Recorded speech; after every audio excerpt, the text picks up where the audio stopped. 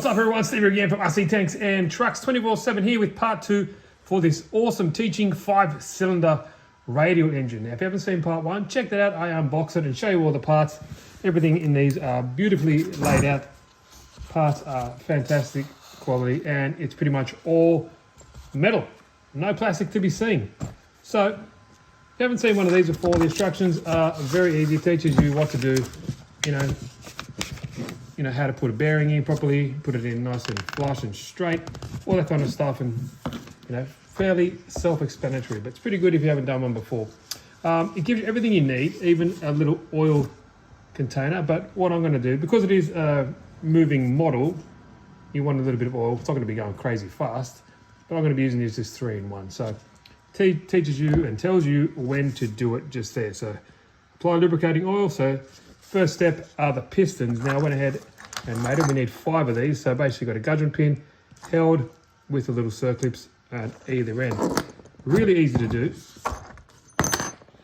So you got your piston, your gudgeon pin, and your connecting rod. And it's just as easy as lining everything up, sliding it in there, and you're good to go. Now, always be careful with those circlips. They always seem to go flying, and you never know where they end up. So if they go flying, stop what you're doing and wait till you hear it fall, and then you look for it. But that's it. So put the little circlips on the end, and that is step 1 to 1.2. So you need 5 pistons, and then we're going to get, this is the main engine housing just here, and that is this chunk just here. So you can see 1, 2, 3, 4, 5, and it tells you we need to put in a bearing, and it does give you bearings as well, and it's just kind of a nice push-in fit, just like that. That's that step done, and it's like a Lego. It's very easy to follow. And then we get the crankshaft. Now you got 2 parts of this, but that just slides that on in, and there we go. Everything is good to go. Now it gives you an indication here. I'm not sure if these are exactly correct, but on step 3, installation of the 5-star driven link block.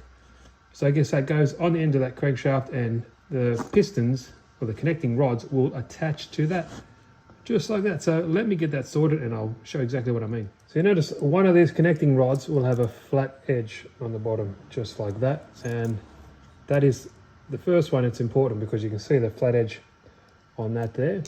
That needs to line up just like that. All the other ones are just normal round at the bottom, but you got to line that up, put that little pin in, and then you got to sandwich it in with the other half.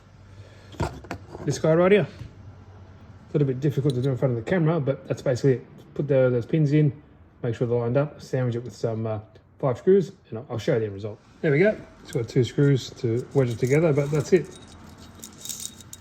Use that kind of funny shape, kind of like a rotary. There we go. But that's all of in there. So good thing about these, and when you get it, everything is labeled nicely, so it gives you indication of everything you need. So there is different sizes: M1, M2, M3, and like 2mm, sorry, 4mm, 6mm, 8mm. So just double check that before you put them in, and different size bearings as well. Your springs, washers, circlips, nuts, all that kind of stuff's there, but it's nicely labeled. So that's that step. And now we have to get the other half of the crankshaft after this and wedge it all together to form one. So that goes like that. Actually, everything fits in really nice. That's it. It's all keyed at the back, so if you pull this out, you can see there's a keyway on that shaft, so it's pretty hard to get wrong. Check out this. This is their little electric motor. So it's geared down. The ratio is fairly extensive. There you go. But that's got to sit in the back of this housing just through there. So you're going to screw it all together. Much easier when I tell you how it's all going to look, but that's going to be connected via this small gear, and yeah, getting there. So let me put all this. It's just so much easier when it's all together to explain it. There you go. It's attached to that plate, and you got a little bushing you put in there, and then you see it's keyed, the shaft. So is this small gear. So that kind of goes on just like that. If I can see, trying to look over the camera. That's like that, and there's a little plate that attaches it all, and 2 bearings go on either side of this as well. All right, now this is what you are left with. Now double check when you're putting, I put the wrong bearing on in here initially. It's got a larger diameter, so it pushes all the way through there. It just wasn't flush, but fix that before I close this up. So that's what you're left with. Now you have this, as you can see, the crankshaft is keyed along with this gear. So this is the next step. Slide this gear down just like that. And then we have a bushing, or a spacer, I guess you could call it. It goes in like this. You have a bearing in this other side of the casing, and it just goes together like that, held with 5 screws, and we put it all together, and that's that step. Step 7 was super easy, this motor cover, and step 8 was attaching this ring to the outer of this casing here. And this ring is the cam gear, or it's called the 5-star cam gear set. So next you can see we're putting it all together, and when it's finished it's going to end up with like this planetary setup. So you get this main casing, you got to add 1 bearing in here like that, and this guy goes in there over that bearing like that, and then those gears sit inside it just like that. So you need another bearing here in there just like that, and this sits in here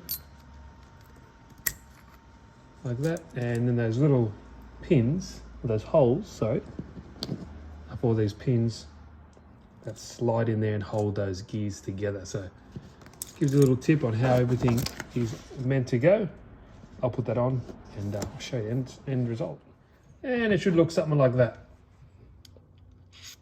There we go. So add a little bit of lube to that, which I'll do, and I'd actually do this part first, and then so it's all locked and loaded, because you put this kind of spacer in and you get the last half, or the front and back of the casing, and you got these little holes in there, or pins, and they line up with those. So line everything up, and once that's all locked and loaded like that, it's easy to maneuver. Or even when you turn it on for the first time, you can just add a little bit of lube in there. But that's it, and then we add another bearing, a washer, and then the prop goes on, and then we tighten it all together, and should start looking like a motor, or an engine. Sorry, I'll get flamed in the comments. It's not a motor, it's an engine. Well, there we go. As you can see, it's all working. Pretty mesmerising. It'll spin much smoother when everything's all locked and loaded, but there we go. Very nice. So we're going to start moving on to the valve assembly. Very fiddly stuff here. Not much to it, but there we go. So you need to do that, I guess, times 5. So anything exciting, I'll stop it, but I'll start making these. But yeah, you have to do that times 5. So I'm not too sure. It says it in the manual. Yeah, but that's it. So it's pretty fiddly stuff, that one, but let's get that together. So here is part of the assembly here. So you have your rockers, your valve. I think they're called valve rockers or valve lifters. And obviously here's the top of your cylinder head. And you have your inlet and exhaust. You have your spark plug that just screws in there as well. Just, you don't need to go crazy on that. And you have your inlet and exhaust valves just here. So they actually have a little spring and a little spring retainer cap that just screws on like that. And then obviously you're going to get this part here and putting on there, and that'll be later on being pushed with these push rods from the camshaft, I believe, up onto there, which gives you your inlet and exhaust. So that's pretty cool. So that's that part, and then when you're finished with that, this is your cylinder head, and that's just going to go together like that. Times that by 5, and just like that, we have 5 cylinder heads with the valve, spark plug, inlet and exhaust valves, everything sorted out. Now we've got to connect it with 4 screws to the main block here. Now they recommend putting a little bit of oil into that cylinder head there, and we're going to be locking away just like that. So do that times 5, and that's it. And then we can install the push rods that actuate the inlet and exhaust valve. There we go there. Looking like a Radial now. So next step, they call it rocker arm injector. So basically, pretty much a push rod. And the next step is, so as you can see, I've installed just this one so you can kind of see it. Goes up and down and actuates the top here, the inlet and exhaust valve, just like that. Now there's a cam in there, and that's what pushes these up. And you have these little sleeves that you need to install first. You got one end is like a ball, and one end it's got like an indentation. Now you drop them in there just like that. So you put one in, and the second one like that. And you notice when this spins, yeah, one goes up, one goes up, one goes down. That is riding on a cam that's inside that housing there. It's really easy. So we need to install these into these heads here. So as you can see, there's 5 of them. Those ones just dropped out, but I'll show you just here. Lift this up. The ball end down. Ball end down like that. Kind of, because these are spring loaded, kind of push them up a little bit. Put that end in. There we go. This one here, same as. Just kind of drop it in there, and that's it. There we go. That's that done. So do that for all 5, and then we'll be setting up all the electronics. Now I'll just do this, and I'll get it all ready. It's just a stand and plugging in the electronics. Nothing too fancy there, but that's it. That's the last step. So let me get all this done. Hook up this base, and it also does include a little LiPo battery as well, and that is this guy just here, and that is a 450 milliamp hour LiPo battery, single cell. Okay, I'll show you this before I button it all up. This is the little circuit board. So basically you've got one going from the motor, and it tells you here as well, fairly easy, as you can see. So one going to the motor, you have a switch, one for the battery, and one also for this jack just here, and that, so you can plug it in to a USB. And run it off that, I assume. But making sure everything works. On and off switch is here, so let's try it out. There we go. Sweet. Right, I'll button it all up, and it's done. And that is what you are left with.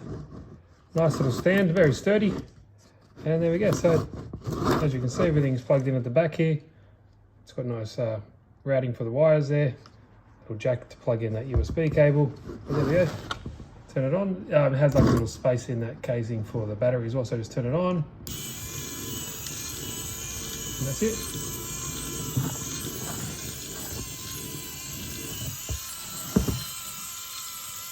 See all the valves opening and closing on each cylinder. Really nice. Nice smooth running as well from those gears. And those pistons up and down as well. You can hear these sort of just stop, you know, not going to drop your fingers off. You can see the pistons going up and down. Oh, really cool. Like I said, if you're interested in this, guys, links are down below. Go check it out. Really cool, especially great for little kids as well, or adults who want to learn about engines. This one being a 5-cylinder Radial, not used as much anymore, but it is really interesting on how it works. Gives you a good understanding. The booklet teaches you about it as well, about 4-strokes, how they work. There we go. Kind of mesmerising watching them all go around like that. But I hope you guys enjoyed the video. Links are down below. If you liked it, give it a good old thumbs up. If you haven't, please subscribe. And I'll see you in the next video. Cheers, guys.